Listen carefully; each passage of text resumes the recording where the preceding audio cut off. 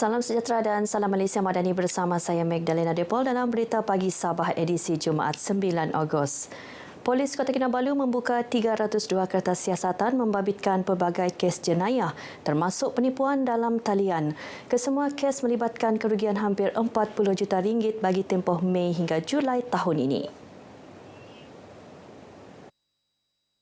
Dalam sidang media di Kota Kinabalu, Ketua Polis Daerah Kota Kinabalu, SCP Kasim Muda turut memberitahu pihaknya mengesan kes penipuan dalam talian turut melibatkan pihak ketiga atau keldai akaun yang juga menjadi mangsa penipuan.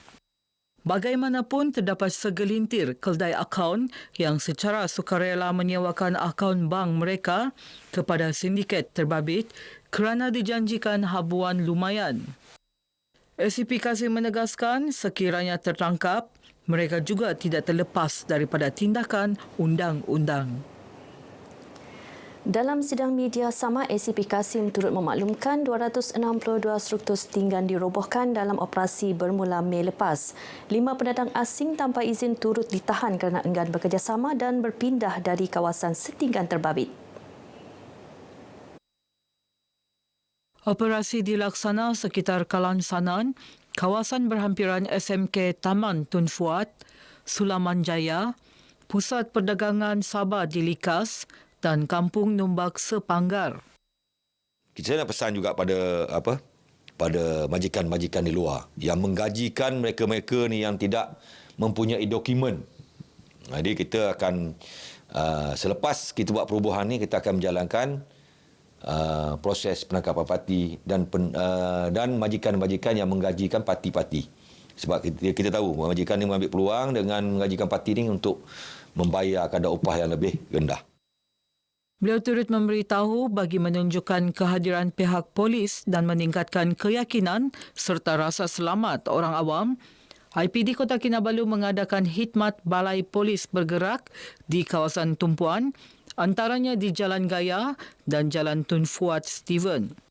Jabatan Pencegahan Jenayah dan Keselamatan Komuniti JPJ KK Daerah turut aktif menjalankan rondaan berbasikal di kawasan Tanjung Aru hingga Teluk Likas. Sementara pasukan amanita bermotosikal juga terus meningkatkan rondaan pada setiap hujung minggu. Orang asal perlu perkasakan penyertaan dalam gerakan keusahawanan dan koperasi. Selain menjana sumber pendapatan, langkah itu juga menyumbang kepada ekonomi negara. Menteri Pembangunan Usahawan dan Koperasi KUSKOP Datuk Iwan Benedik berkata, KUSKOP akan terus membantu orang asal mendapatkan perkhidmatan terbaik daripada kementerian ini. Sebagai permulaan, KUSKOP melantik orang asal di beberapa agensi di bawah KUSKOP, antaranya SME Corp, Tekun Nasional, Amanah Ikhtiar Malaysia AIM dan Suruhanjaya Koperasi Malaysia SKM. Usaha ini adalah untuk memastikan agensi-agensi kementerian dapat memartabatkan masyarakat orang asal terhadap pembangunan negara. KUSKOP turut memperkenal pelbagai skim khusus untuk membangunkan keusahawanan dan koperasi orang asal Sabah dan Sarawak. Beliau berucap merasmikan sambutan Hari Orang Asal Sedunia 2024 di Dewan Kedamaian Square Kota Belud. Lebih 1,000 pengunjung memeriahkan sambutan bertemakan memupuk perpaduan keusahawanan dan koperasi orang asal ini. Ketika ditemui RTM, pengerusi bersama Jawatankuasa Pelaksana Sambutan Hari Orang Asal Sedunia, Dr. Monih Epin berkata, tahun ini ia disambut bersama-sama koperasi bagi membantu memperkasa koperasi milik orang asal di negeri ini.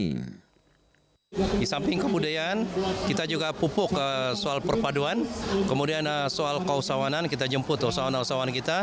Ini merupakan satu perjuangan ekonomi dan seterusnya juga penglibatan koperasi. Sebab orang-orang asal juga orang kita juga yang menyertai koperasi ini. Sementara itu, Presiden Persatuan Bisaya Bersatu Sabah, Datuk Ruslan Muharram berkata, sambutan orang asal sedunia wajar dipromosi secara meluas. Kita perlu mempromosikan secara meluas sebab kalau kita lihat keunikan orang asal ini satu keunikan yang boleh kita nyatakan tidak terdapat di mana-mana. Di Sabah dan Sarawak saja yang banyak masyarakat ataupun suku kaum. Jadi kalau kita promosi daripada seluruh dunia, dia akan menarik satu pelancong yang ramai datang di Sabah. Program pemerkasaan wanita dan aktiviti kemasyarakatan terus menjadi fokus Persatuan Suri dan anggota Wanita Perkhidmatan Awam Malaysia Puspanita Cawangan Tuaran. Pelbagai aktiviti dirancang untuk mempertingkat kemahiran, termasuklah aspek keusahawanan. Perancangan kami ialah lebih kepada aktiviti-aktiviti kewanitaan, ya, seperti kami akan mengadakan berbagai bengkel, okay, seperti bengkel-bengkel yang lebih kepada kewanitaan. Contohnya keterampilan. Mungkin juga kami akan buat juga seperti bengkel yang boleh menjana pendapatan kepada wanita-wanita, terutama yang wanita suri rumah tangga kan. Sekarang kita ni keadaan hidup kita ni agak mencabar. Jadi kita tidak boleh lagi bergantung kepada single income. Kita sebagai wanita ataupun suri rumah tangga kita perlu juga sudah contribute untuk menjana income kita punya keluarga. Beliau ditemui media sempena perasmian Walai Alap Puspanita Cawangan Tuaran di Tuaran. Perasmian disempurnakan Penaung Puspanita Cawangan Sabah, Datin Sri Panglima Datu Haja Julius Salak. Walai Alap ini akan menjadi pusat aktiviti Puspanita termasuklah kebajikan dan hikmat kaunseling. Kembara Merdeka Jalur Gemilang 2024 memulakan perjalanan semalam dari Penampang melibatkan 5 hentian. Bermula dari dataran Majlis Perbandaran Penampang, konvoi singgah ke Sekolah Menengah Kebangsaan SMK Limbanak, Jabatan Pengangkutan Jalan JPJ, Balai Bomba dan Penyelamat Daerah Putatan, seterusnya Dewan Seri Putatan. Ketika menyempurnakan acara pelepasan peserta adun petagas, Datuk Awang Ahmad Shah Sahari berharap semangat kemerdekaan ini terus ditunjukkan kepada semua pihak dengan mengibarkan jalur gemilang sekaligus menyemarakkan semangat cintakan negara. Jadi saya haraplah mungkin nanti sampai masanya 31 Ogos banyak bendera-bendera kecil Malaysia akan dibawa oleh setiap kendaraan yang berada di jalan raya.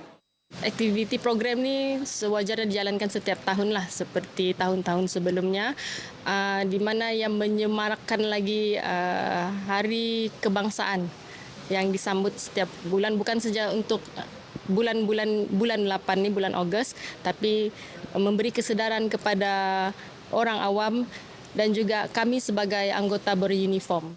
Kembara Merdeka Jalur Gemilang 2024 menelusuri ke semua 25 daerah dengan 60 hentian melibatkan perjalanan sejauh 2,400 km selama 20 hari. Konvoi dijayakan 60 peserta dengan 18 buah kenderaan mewakili 14 jabatan dan agensi kerajaan ini membawa mesej perpaduan dan keharmonian agar rakyat kekal bersatu padu untuk membangunkan negara. Hari ini konvoi bergerak ke daerah Papar dan Beaufort.